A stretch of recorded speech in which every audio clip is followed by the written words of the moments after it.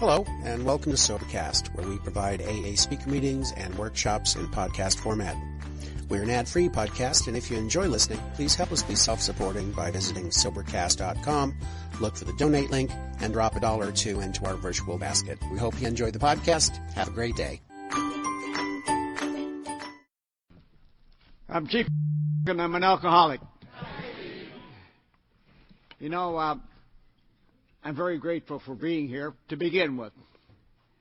In fact, I'm very grateful to be anywhere when you're my age and still above ground. You know? By all means, I shouldn't be alive. I was sentenced to death about 15 years ago, I know, and I'm still here. And it was one of the reasons for the fact that my health went bad. And I had been married at that time and for 30 years in the program. And the doctor told my wife that if she didn't divorce me, she would die. And you had to know her to understand why. She started to worry. We lost our home. We lost our business. And everything just seemed to fall apart, and I wasn't too well. And she started to worry. And she's only 98 pounds, and she went down to 78 pounds. And so the doctor told her, if you don't divorce this man and get separated from him, the worry's going to kill you. And so that's why I've been divorced all these years. Although I talk to my wife very well all the time, most every day. I call her this morning. She's approximately a little over 1,000 miles from here right now, and way up in Michigan, not from where I come from. And she'd always been my right-hand person wherever I spoke, at every conference that I ever went to, you know, and my toughest critic. And every time I got done talking, she would tell me where I was wrong, you know. And she would remind me what I should say. She says, don't forget now. You should be sure and tell those people one of the greatest miracles Alcoholics Anonymous has ever performed, particularly on you, was the fact that you love white people. She told me that this morning, and I wanted to make sure I got it across, because when I get done talking, you may not think so.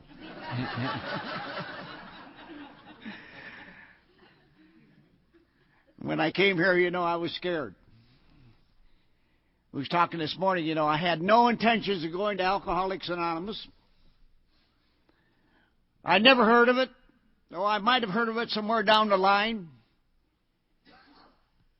But on October the 13th, 1958, when I got up and brushed myself off and went out and looked for my first couple of glasses of beer, and then I bought some I was going to take back to this little room I just acquired, and wait till the working stiffs get off, and I'll go into cocktail lounge, and I'll be there till 2 o'clock in the morning, the height of my ambition at that particular day. Little was I to know that that night I was to be a member of Alcoholics Anonymous, and scared stiff. Because, you see, I wasn't used to associating with white people. I wasn't brought up to like white people. My father would not allow you in our home. And that's pretty tough when you're growing up and going to school in a white community, you know. Because I did have a lot of white friends. And I know when I first got married, I got married to a white woman. They always kicked me out of their tribe. The bitter hatred that I was taught toward the white people carried right on. Until I started to drink.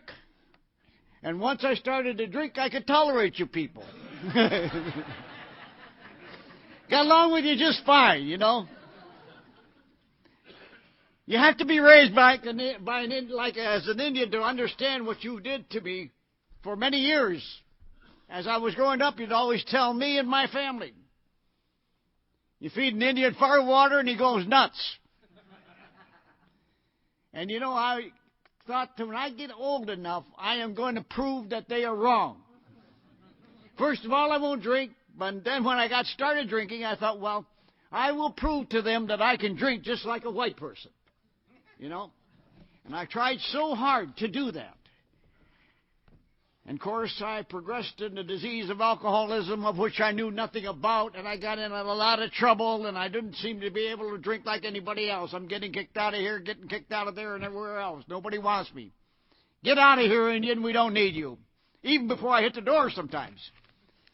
And so I thought I failed.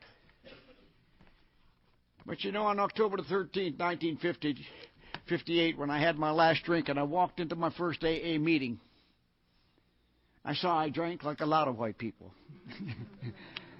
And I know that today. I screamed I was different when I first came here. There was no Native Americans around. There wasn't any black people around in our groups. And I thought I was different. My sponsor got sick and tired of me doing that, you know, and I think he snuck me off to what they call an open participation meeting one time, and I thought I'd be safe. See, I didn't like to talk. In fact, I told my sponsor when I first got in the program, you are not going to get me up there to talk. Because you couldn't talk when I came in. They would not allow you to talk until you were qualified to talk. They went on the assumption this: you know a lot about drinking, but you don't know a darn thing about staying sober, so keep your mouth shut until you've been sober for a while. And that was quite all right with me, because I wasn't about to tell nobody nothing. And so I went to this open participation meeting, and it's about this size, people in that meeting. We went on a Saturday night, and the chairman called my name and called me up, and I found myself walking up there. And I talked for about 10 minutes. When I got done, there happened to be an Indian in that audience. And I hadn't seen him, and he came up to me. We were born on the same day. We both served in the Air Force. I was in the United States Naval Air Force, and he was in the Canadian Air Force, though. He came from my same nation. He was Chippewa, and I'm Ottawa. He was adopted just like I was. And we both came into Alcoholics Anonymous on the same day. And you know, from that point on, I could never say I was different. And you know the odd part about it? I've never seen that Indian again. One of the many things that have happened to me since I've been in the program that I don't even wonder about anymore. Recently, some of you may have heard me over in Uniontown. I was over there, and I didn't think I was going to make it there. I had no money. My car broke down. But I had my things all packed in Thursday morning, and I was going to go down to Uniontown. Now, that's quite a little trip from Detroit, you know. And I didn't know what I was going to do. 7 o'clock in the morning, somebody knocks on my door, and I open the door, and here's a guy I sponsored 10 years ago, smiling and happy. Didn't know whatever happened to him. He went to Chicago and sobered up in the halfway house out that way. And he was celebrating his 10th year anniversary. And he just pulled into Detroit and wanted to come over and see me right away and found out where I lived. Knocked on the doors at 7 o'clock in the morning. He says, oh, and by the way, I want to pay you that $500 you gave me. And I forgot all about it. And I'm mad. I got on the phone and I got the Greyhound bus. Got a round-trip ticket. Went down to the terminal. No sooner got in there, I was taking a set of my tapes, 8 sets of tapes down there to Uniontown because the people wanted them down there. And that's all I had. I couldn't do any more. And a black lady came up to me and she says, you're Chief Blackhawk, aren't you? I says, yes. And I thought she was in the program, see. And I asked her. She said, no. I said, do you know anybody in Alcoholics Anonymous? She said, no. Oh, she says, I've heard of it. Well, he says, how come you heard of me? She says, I'm a social worker.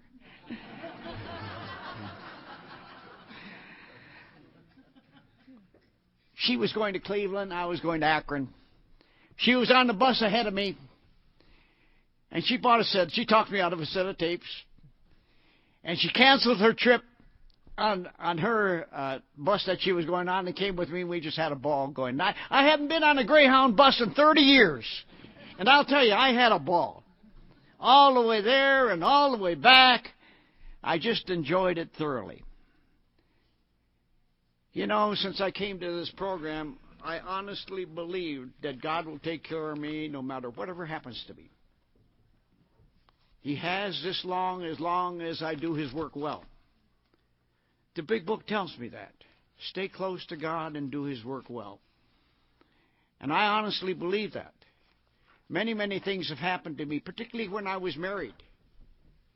When I was married, I would spend my last dollar when I had bills to pay in the house. And maybe we didn't even have any phone, but I'd spend my dollar or give it away to some alcoholic knocking on the door and needed money. I made good money, but it was always broke. I was always giving it away. I was always doing something for somebody else, you know. And then, just at the last minute, something would happen, and by gosh, money would come in from someplace. And I told my wife, I said, what do you worry about? I told you God would take care of us. She says, yes, but I wished He wouldn't wait to the last minute.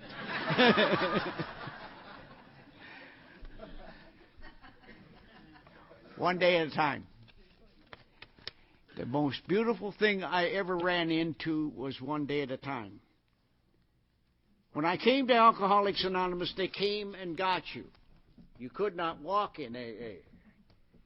And they interviewed you to find out if you were serious or not. And they told you a little bit about the program. You know, they said, you come to the program, do what you're told to do. We've got a program here, one day at a time, that you'll be happy, you'll be sober, you'll be a recovered alcoholic, you'll never drink again in your life. Be liked, loved, and needed for the rest of your life. I don't know about you, but where I was coming from, that was one heck of a deal. Now, they said, if you don't want that, we will take you down to the corner bar and buy you a couple of double shots, and you can go on your way. And they just happened to have a meeting going on that night. Now, these were two nice gentlemen, white shirts and ties on, nice brand new car that came to get me in this alcoholic house I was living in. And so I said, okay, I'll go to the meeting. As we went out the door, one of the fellows opened the back door, and I got kind of leery and scared. I had to make doggone sure there was a doorknob on inside. I've been in the kind of cars with those two kind of guys before, you know. And when they started headed north toward Pontiac, I thought, uh-oh, I know where they're taking me. There's a nut house up there, you know, in Pontiac, Michigan. But they drove me to a church. And as I walked into the church, everybody was greeting everybody at the door, particularly a bald-headed, gray-haired old fellow.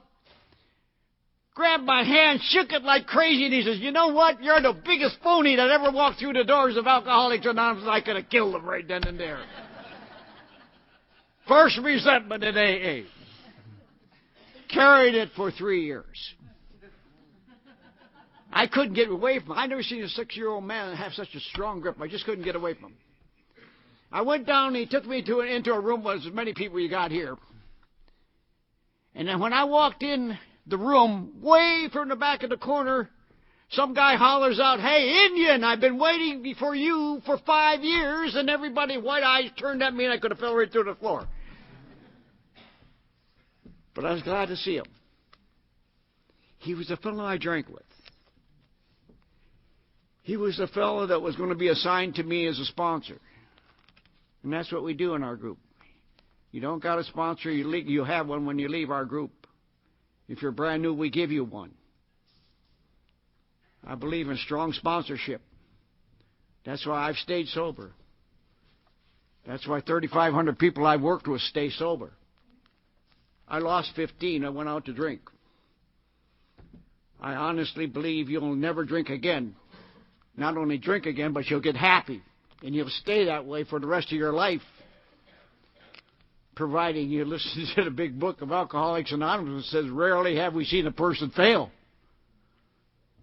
It don't say rarely have we seen a person slip or relapse. I don't read it that way. Maybe you got a different big book than I got. Rarely do we see a person fail. And God knows I know failure better than anybody else in the world before I got to this program. And I thought, this is too good to be true. And so he come running down. He was smiling. He had a suit on. God, I never saw the guy in a suit before. I drank 10 years with him. I never saw him in a suit.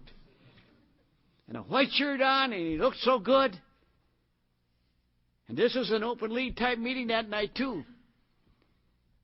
And I'll tell you, when I was growing up in AA, the minute you came in, you had a white shirt and a tie on at every lead meeting.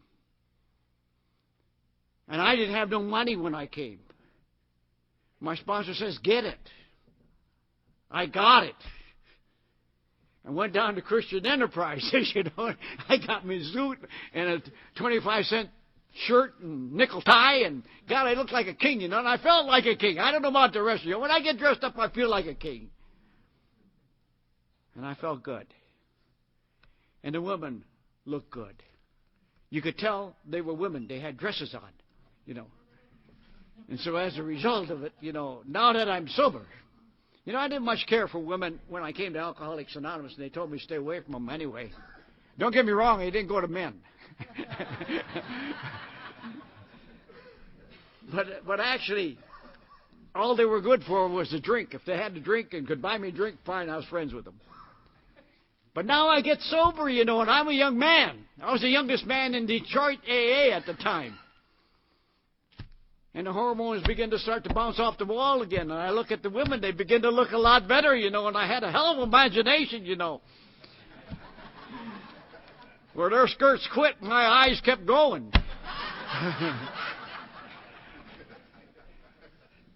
And my sponsor says, no, no, no, no. Well, I think I'd been sober about 14 months. And my sponsor was going around with a woman in AA who'd been sober 10 years.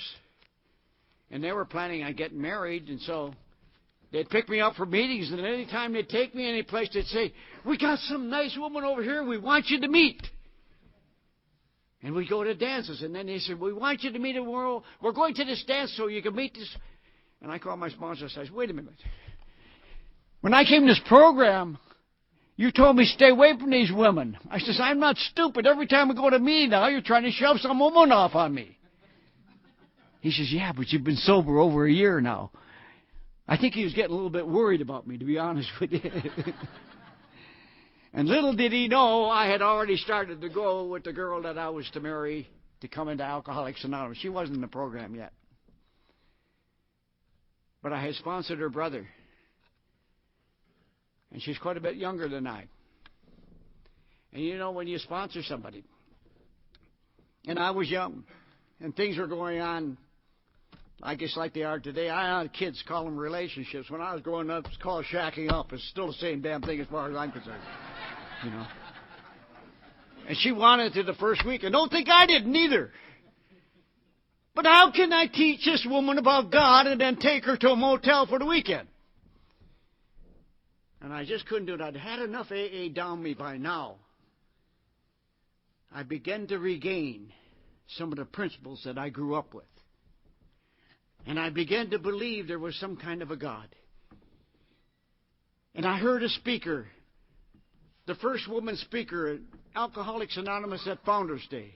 I know most of you down here know her. I met her. She's a peach of a gal. Her name was Gert Bahana. And you know, in her talk and in her lead, she said something to me that has stuck with me till today.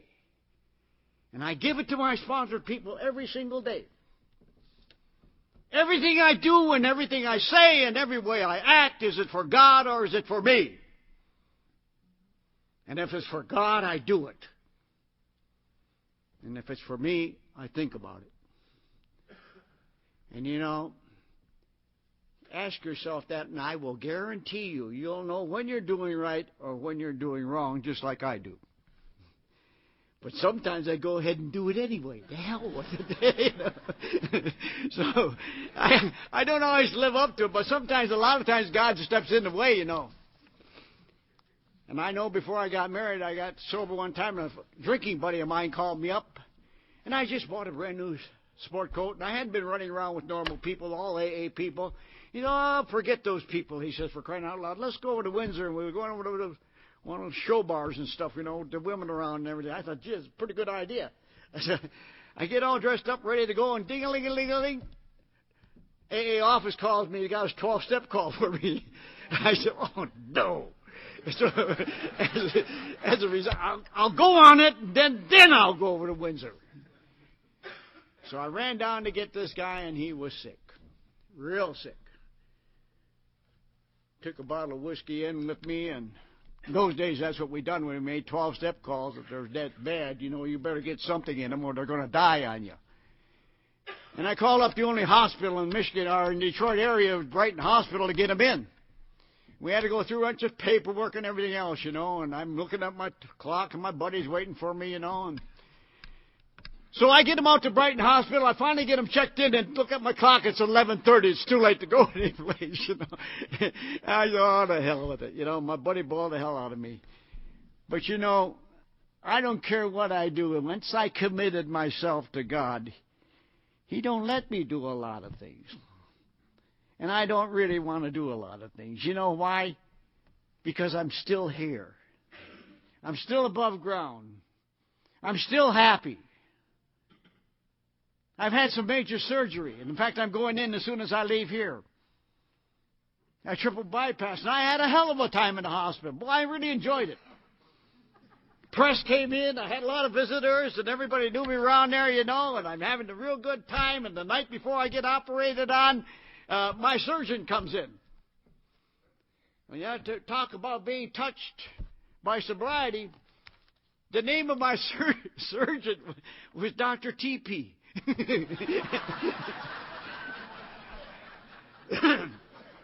We got in a good discussion about alcoholism. I says, Doc, how do you sober up the alcoholic? And he went through 20 minutes of telling me how he drives them out and what he does for them and the nourishment that he gives them and everything else. And when he got done, he says, well, what do you do for him, Chief? I says, one simple thing, Doc. I just tell them, stay away from their first drink and you won't get drunk from alcohol. Is that all? I said, that's it. He was floored. He couldn't understand that. Never heard of it. That was only a few years ago. Today there's a lot of people. We assume things because we're in Alcoholics Anonymous. We know all these things. When I came to the program, I had never heard about that. It was always if I had stopped at 12 double shots, I would have been okay. The cops would have never caught me if I'd just stopped a little bit sooner. Or if I hadn't got to whiskey, I'd have stayed on beer, I'd have been all right. In fact, one of my attempts, to get sober, I went to a psychiatrist. And this is what he told me. He says, you're American Indian. I says, whoopee. Stay off the hard stuff and you'll be all right. Well, he should know what he's talking about. He's got a license and he makes a lot of money, talks to a lot of people. I'll give it a shot. He says, a little beer once in a while is okay. Now I really liked him. Paid him my $90 and went away. Came back the next week, he gave me the same advice. Paid him another $90 and went away. About the third week, I let it all go, got drunker than hell, got in jail again. I came to the conclusion this guy's not doing me much good. And I had to look someplace else. You see, in those days, we didn't have treatment centers, or I don't think I'd have been sober yet. What a lovely way. I remember taking the guy to the first treatment center I ever went to. Nice bed, nice dining room, nice nurse to come after you, and take care of you. And they had all kinds of beautiful things around, a golf course in the front, fishing in the back. And I thought to him, man, I sobered up the wrong way. I should have came this way. No, I get on the treatment center business a little bit, but I say they do their job. They're there for a purpose. But thank God I never hit them.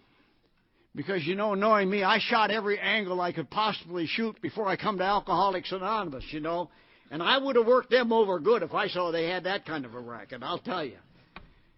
I'd have probably been in 20 of them. But thank God I was brought into Alcoholics Anonymous under old-time AA.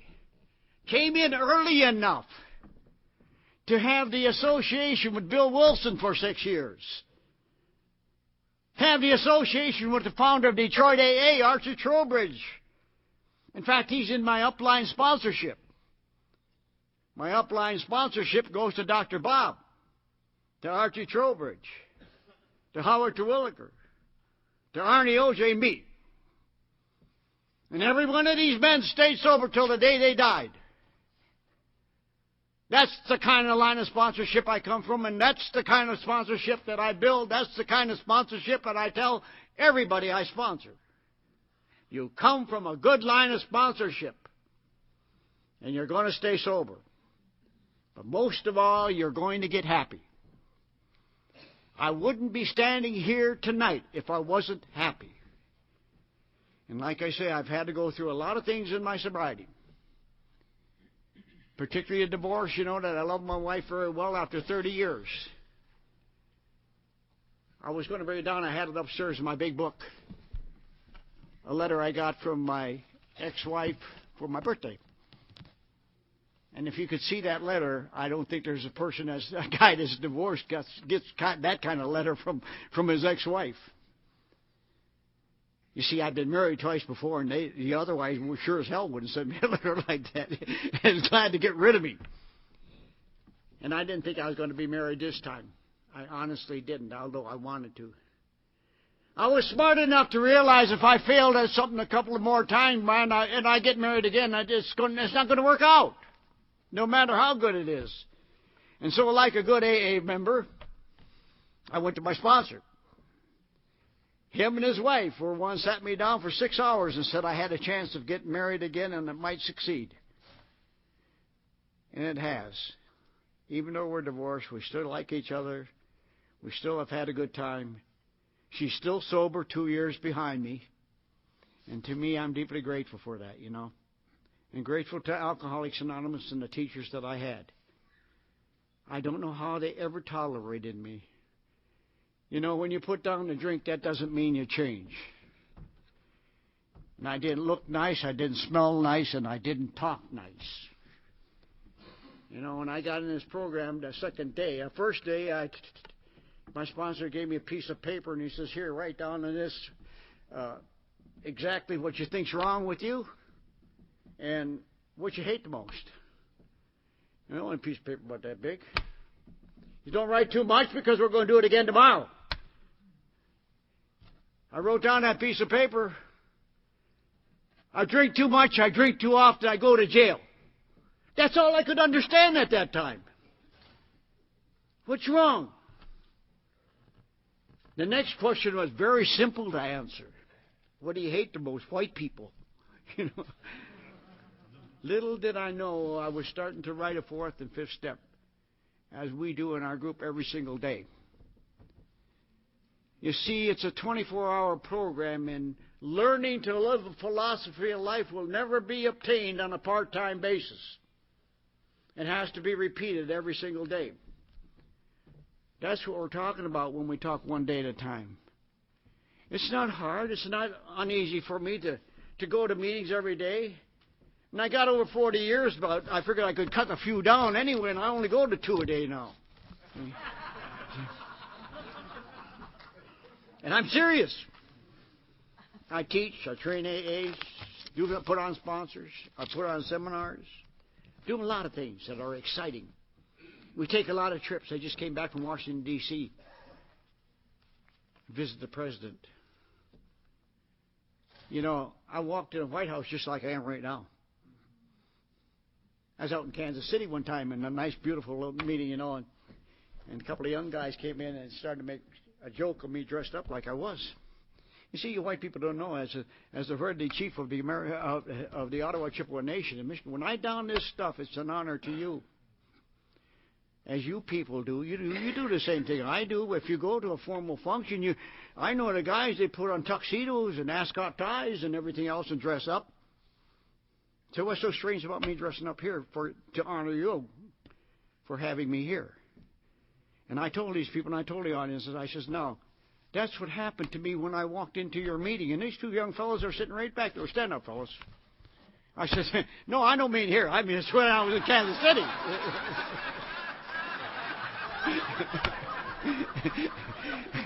Boy, I had 10 people turn around back there.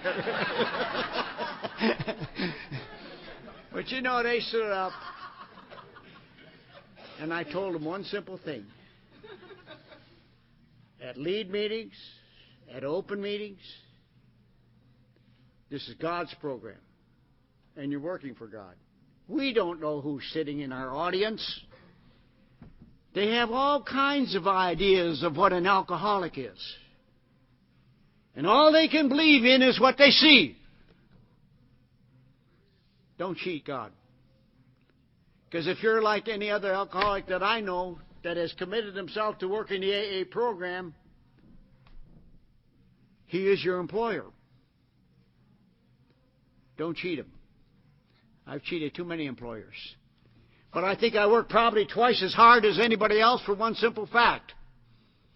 I, in my life, have never seen a good employer fire a good employee, and I want to be around another 24 hours. Just that simple. You know, sometimes I think, well, this is the end of the road. And right now, things are opening up for me more than they ever have. And if you'd have told me that, I'd have said, you're crazy. I says, I'm all done. I'm thinking about moving down to Akron and getting away from Detroit for a while. But I've certainly enjoyed it. And I want to go back. Now, I kind of do things in reverse sometimes. I don't know how I'm going to start these leads out, you know. I am Chief Blackhawk. I'm a hereditary chief of the Ottawa Chippewa Nation in the state of Michigan. Come out of Harbor Springs, Michigan. My great-grandfather is Chief Blackbird, one of the last hereditary chiefs of the Ottawas in the state of Michigan. Very famous in history and everything else, well-educated. In fact, we're the most educated tribe in the United States right now because we gave up our reservation rights, and 95% of us have college degrees. Our sister nation, our sister tribe doesn't have that. They accepted the reservations. 95% of them don't get through high school, and they've got all kinds of problems. So back then, I think my great-grandfather was just smart as anything to have us raised just like white people. Had to pay taxes, had to do everything else, but we was allowed to mingle. We was allowed to go to their schools. We was even allowed to drink. We had our own bar in our own town, and they couldn't stop us. Well, as sad as it may be, it was only about 5 years ago we Ottawas were just declared citizens of the United States. But I've had a lot of fun with it, and I'm growing up with it, you know. And coming into Alcoholics Anonymous is one of the greatest things that's ever happened to me in my life. I grew up, got well educated. My folks got divorced. I got adopted. And then they got divorced again. By the time I'm in 8th grade, I had 4 mothers and 4 fathers. And if you don't think that makes for a little mixed up kid, you're crazy. But it was nice, you know, because this was in the time of the Depression, just coming out of the Depression. Things were tough. And children didn't get things. We didn't get things. You had to earn things and work for things when I was young. But not me. I knew how to play one against the other. And I had 8 people that loved me, and 8 people that would buy me this and buy me that and chip in for this and chip in for that. Had heroes. I don't know. Kids might not have heroes today. I had heroes. My greatest hero in 1935 was John Dillinger.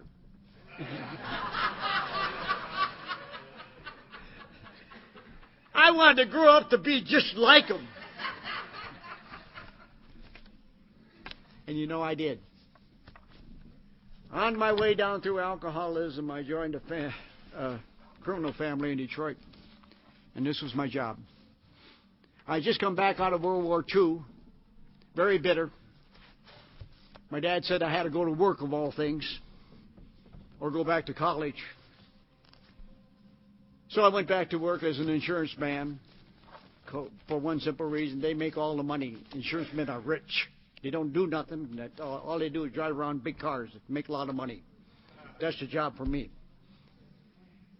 That's what I was during the day, and everybody thought so. You know, I'd walk in with my briefcase into the cocktail lounge and set it down, and here comes the insurance man, Mr. Mutual of Omaha. I had cards printed up as such, too, you know. I swear to God, I was scared somebody going to open that briefcase one time because there was nothing in it. My real business came after midnight at night. I was very good at setting up jobs, very good in the criminal world, very good in the rough world, and I was very good at cracking banks. And this is what I'd done. Made a lot of money real fast, real quick. A lot of women. But you walked a tight line, I'll tell you. Stepped on a few toes to the point that I had to have a bodyguard 24 hours with me at all times. And after this, for about 6 years, I got kind of tiring and I got kind of scared, you know, and I had a chance to get out of the family, and I did. And thank God I did, you know. I said, there must be a better way to live than this. And now I'm drinking. Now I'm deep into alcohol, and I don't even know it. And so I got married. I thought that's the answer. Found a girl I went to school with. Her father was a millionaire. And so we got married. We should have had a wonderful marriage. My father-in-law gave me everything. Gave me a home in Beverly Hills. Gave me brand new one of his cars, you know. Of course, my mother-in-law didn't like me, my future mother-in-law. She came from out west. She's one of those real old people. I married the baby of the family, you know. And out west, even today, we're considered savages. And many times she used to tell me, my daughter is not going to marry a savage. I says, yes, she is. Tell an alcoholic they can't do something and see what happens. 2 weeks later, we were married. And like I say, we should have had a wonderful marriage. All the advantages two young people could have, well-educated young people. But the problem was I still drank. And I didn't know what I had. The ideal job, I was a sales manager for his business. My job was entertaining. Take outcoming manufacturers out to the country club. Spend all the money you want. Okay, so I used to spend maybe $3,000 or $4,000 on a weekend. My father-in-law didn't mind it one bit. You see, he didn't like to play golf and he didn't like to drink. So that was my job. And if I'd have used it right, I'd have been sitting real pretty. But being the alcoholic I was, not knowing nothing about alcoholism, it got to me. Needless to say, the marriage ended up in divorce, but before it did, we had a little son. We called him Little Hawk. And because of my alcoholism, the state took my boy away from me. And for the first time in my life, I cried for 3 hours. And today I can remember those cop and that old biddy coming down and taking my child away from me. And I said, one day I'm going to get even with those damn white people if it takes me all of my life. And I'll never forget it. I tried going back I joined the service again and got my commission with the United States Naval Air Corps. Served in Korea. Didn't do too good. I damn near ruined a good war record, and I came out after 4 years. I'd been 4 years during World War II. Had a real clean record. Second ditch in the service. It took me 2 weeks to get in trouble over drinking, and I didn't know it. And so I came out of the service very bitter.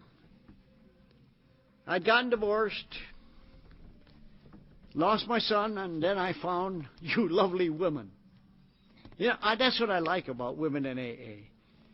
For some unknown reason, you always pick on the alcoholic over and over and over again. And you're going to change us. And I ran across a cute little blonde that was going to do that to me. And she talked me into getting married within a month after I got out of the service. And I thought that was a beautiful idea. Mainly because she was working and I wasn't.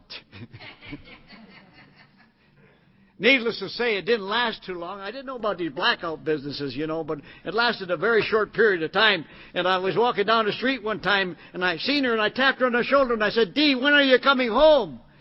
She looked at me, and I'll never forget the look on her face. She looked at me and she says, "Don't you know, Chief, we're divorced." Try that on for size sometime. And I didn't know it. But I knew one thing at that point: alcohol had me. And I didn't much care.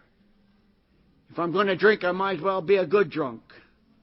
It wasn't too long. I had a few good fortunes in business and everything else, and all of a sudden I end up on territorial skid rows of Detroit, the typical skid row bum, asking myself the question, what happened? What happened to this young man that was going to tear the world apart, maybe be the first American Indian president of the United States? I had a lot of ambition when I was young. And here I don't have a penny, and I'm standing on 2nd in Michigan, just turned away from the Salvation Army, wouldn't even take me. What happened? The old alcoholic question, you know. Well, I was to have some good fortune, get off the avenue, but I got in trouble again.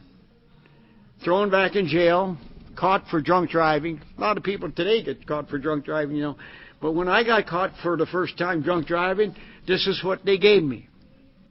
$280 fine, 20 days in jail, and off the road of Michigan, never to drive again in your life. And I didn't much care. You know, so what? I was so used to breaking the law, that don't mean nothing. Served my time, got out of jail, didn't have no money, had to find a place to live. Hit a guy over the head, and for crying out loud, he only had $40, but that was enough to get a room. And along came October the 13th, 1958, and I was to come into this program. I made the call after throwing a beer away. I remember throwing it away, and that's all I remember, a 6-pack of beer. And the next thing I know, there's a lady on the phone hollering in my ear, "This is Alcoholics Anonymous. Are you having trouble with your drinking?" I said, "Yes, I am." She says, "Do you want to quit and never drink again?" I said, "Yes, I do." She says, "Are you all right?" I says, "Yes." "Do you have a place to stay?" I said, "Yes." And the next thing she said to me was amazing, the answer that I gave her. She says, "Will you be all right till 7:30 tonight? And we'll send 2 gentlemen down to talk to you." And this is 10 o'clock in the morning. And I said to this woman, I said, "Yes, I'll be all right because I'm going home." You people don't know how much that means. You tolerated me, you took me in. For 43 years, you've allowed this to be my home, all over the world. And I'm deeply grateful. I still thought about my son a lot. Last August, the courts released records. I went to circuit court, and they called me and they had found Little Hawk. For 50 years I've been looking. The only sad part about it was he was dead. He had died at 27 years of age. And the good news is he had a son who was only 2 months old, but he was adopted, so we had a little tough time finding him. But they finally found him, and she gave me the telephone number to call him up. And before I got home, he had called me, and we made an appointment to get together. And he lives in Erie, Pennsylvania. And I'll be in Erie, Pennsylvania in April. But I went down on August 8th for his birthday. We spent time playing golf. We had a hell of a good time. I found out I'm a great-grandfather, you know. True alcoholic, no time to be fooling around with that plain old grandfather bit. I went to the great part, you know, right off the bat. And now I know why most grandparents are so proud of their children, grandchildren. I cry every time I see them. They're so lovely. And they're so much a part of me. And my grandson looks almost identical to me. You know, and to me, that's the greatest thing I've ever had happen to me in the world. And I thought the miracles were done in my life. And yet they're just beginning. I've been excited. I've been maybe on that cloud nine for a long time. I remember years ago when I got in the cloud nine, some joker in the audience says, "Wait till you fall off of that cloud nine, Chief." And I got scared. I went to an old-timer, 10 years in the program at that time. I said, "Grant, when do you fall off this cloud nine? Everybody tells me I'm going to fall off of it." He says, "Sonny boy," he says, "you're going to have to go to somebody that's been sober longer than I have because I'm still on it." And I can tell you people tonight, I'm still on it. I'm just tickled pink of the life that I've led and the opportunity to share my story with you. And if I can do it, you can do it. And I know when the time comes for me to die, I'll be happy. I'll walk out of this world a happy man. It may hurt, I don't know. But I'll walk out of this world a happy man. When I come face to face with God, I can look at Him just as I've looked at you today. And I can just say one thing to Him.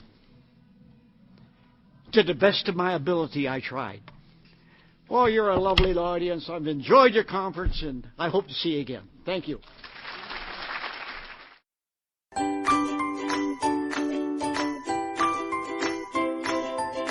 Thanks for listening. I hope you enjoyed the podcast. Sobercast is ad-free, and we'd like your help in order to keep it that way. So if you'd like to help us be self-supporting by pledging $1 or $2 a month, visit Sobercast.com and look for the donate links. Thank you very much.